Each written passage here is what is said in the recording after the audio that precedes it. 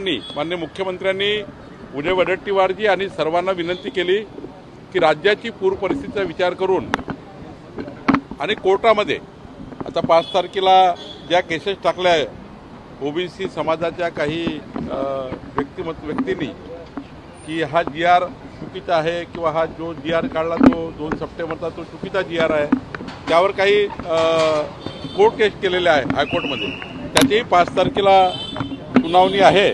त्यामुळे आता कुठल्याही पद्धतीच्या GRला त्या ठिकाणी जी मागणी आहे GRच बदलला तसा वगैरे कोर्टामध्ये आता केस सुरू असल्यामुळे त्यामुळे अशी कुठली भूमिका आता करता येणार नाही।